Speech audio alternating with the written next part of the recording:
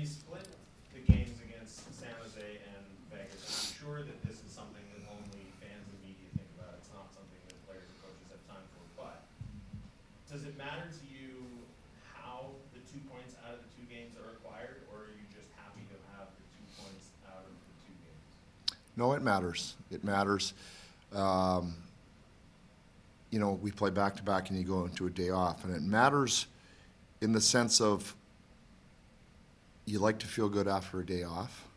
Not that you don't want to lose the first one and win the second one, but it just has an effect. So if we had played great in San Jose and poorly against Vegas, it would have been a lousy day off, and we would have felt lousy right here today as we do again. So the points are the same, but they have an effect. We don't choose them because we want to win every game and expect to win every game, but there are different effects that it has on you psychologically, like anybody else. Good day at work, bad day at work. Long weekend after a bad day at work, it's tough. So we were able to enjoy the day off, or the players were at least able to enjoy the day off yesterday.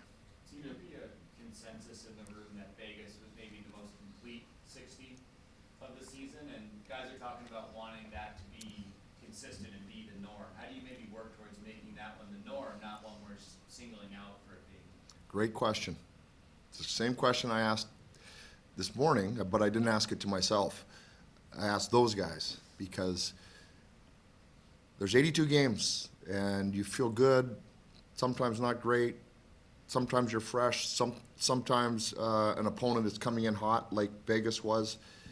You're at home, there's all these different factors, and it's long, it's a marathon.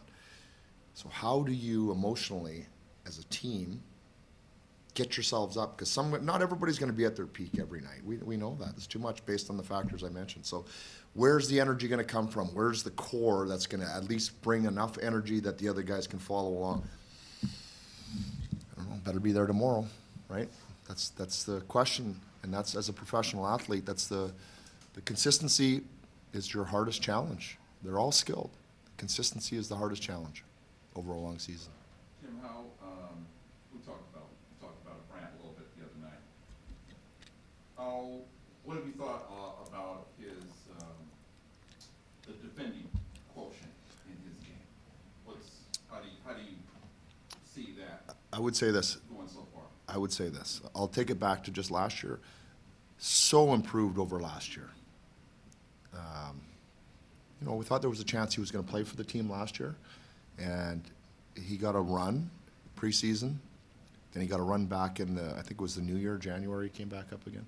And he did some really good things offensively during those times, but he wasn't there defensively. Couldn't defend yet in the NHL and ended up going back to the American League. So that was going to be the question for him, and he's answered the bell. Now, you just have to understand that because you answer the bell, you're a young guy, you haven't grown into your body yet, it's going fast, you can hold your own.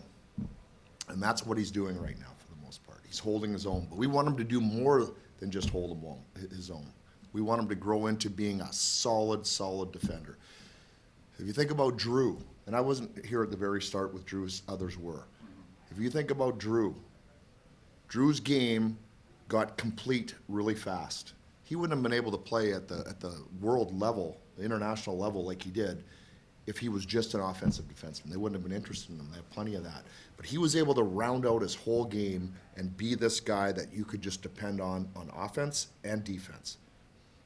Probably the hardest thing to do as a defenseman in the NHL is to be good or elite on both sides of that.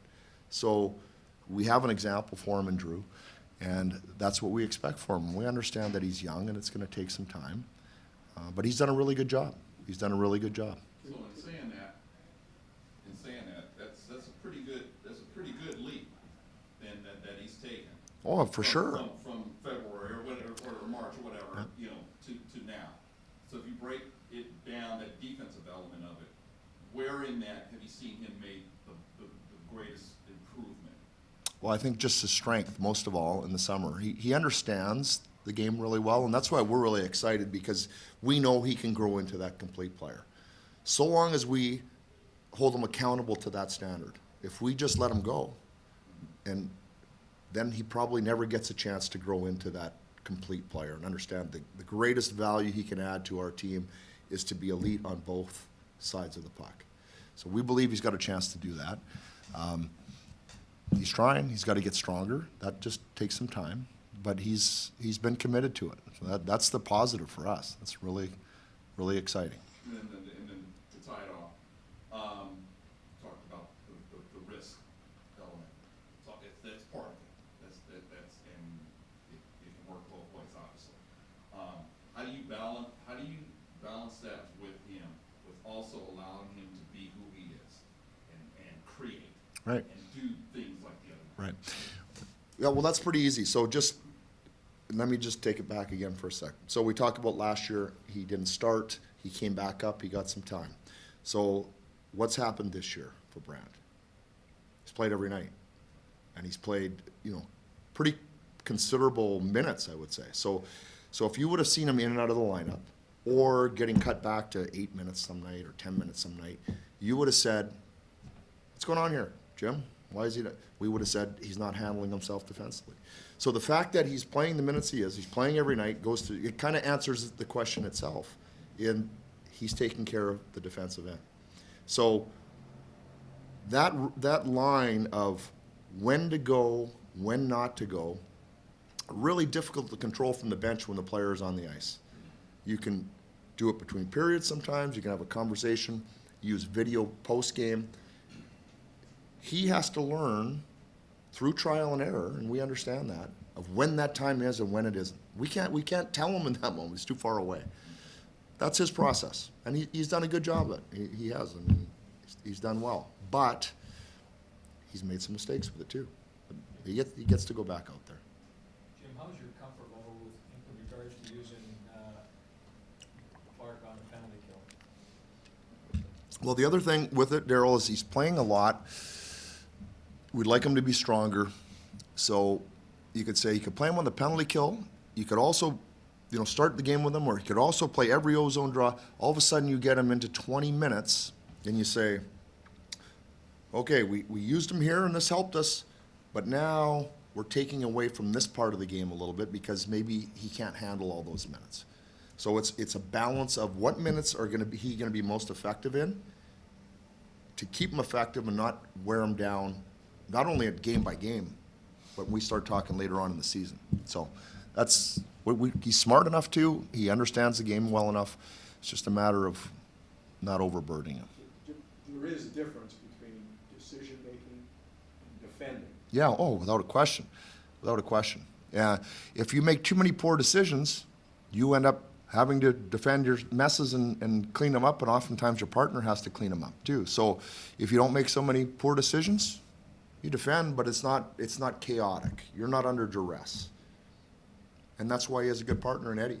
Because there's some duress coming at Eddie, and Eddie does a good job usually of cleaning things up with the other forwards. And then we're okay. We're all good. He looks forward to that, right, Edmondson? I don't know how frequently, time to time. That's what he can bring, right? Yeah, absolutely, and that's why, in our minds, he's been the perfect partner for Clarkie. And he's played exceptionally well himself. And you talk about goals, Eddie's provided us some pretty good offense that way too. But yes, he understands his role is not to be the one joining the rush. It's to be, if things go sideways a little bit, to be there to make sure he can clean up the mess. You've got 8 defensemen. You have 8 to start the season. Good discussion, by the way. That's a good discussion on a young player, on a young offensive player. The 8 defensemen have all had some games now. How much of the fact that they've played has been you wanting to get games early and a matchup with the team you're playing against? There's those variables you've mentioned, among others. We want to get everybody in and everybody part of it. We feel like we've got 8 defensemen that can play in the NHL, so that's easy. So when you're one of those guys and now all of a sudden you're sitting out for 2 or 3 weeks, you're going, what's going on? Like, I'm an NHL defenseman, so I need to be in there playing games. So we don't want to leave anybody out for too long based on that. It can happen, it does at different times. And then you have a big, strong team like Vegas who goes to the net hard and leads the league in goals from the blue paint area. What type of defenseman are you going to put in for that game, right? So, and again, these are just all variables that are considered. And then there's gut feel, and then there's, numbers that you look at and different things. Who's the partner's gonna be, left shots, right shots. You go on and on. But it's a discussion, that has to happen. Every player has limitations, every player has a role. Is it easy to underestimate the value of England?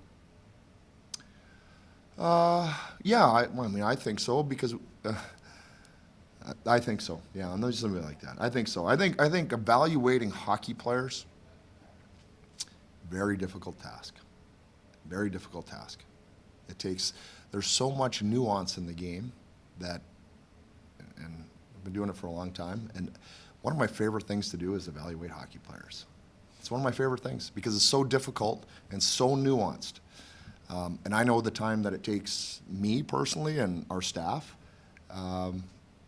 it's still a challenge. A few years ago, Trevor Moore was moved onto a line with Phil Deneau and Victor Arvidsson, and the expression that was used was that he found a home.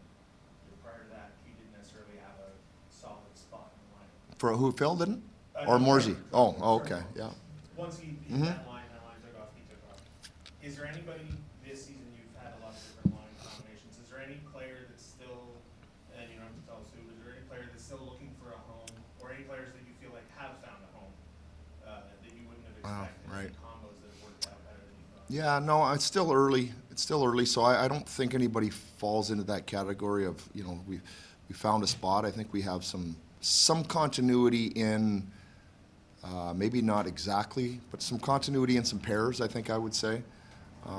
But I would say this, I thought that Turk complemented Kopi and Juice as well as anybody has this year for that one particular game. It's one game, so we don't want to get too far ahead of ourselves.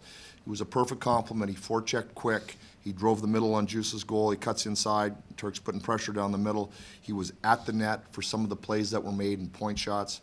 He made some plays under the goal line to keep some pucks alive. He did exactly what he needed to do to complement those two for that night. So that was, if I think about one night and one performance where somebody played his role to a T, it was Turk last game.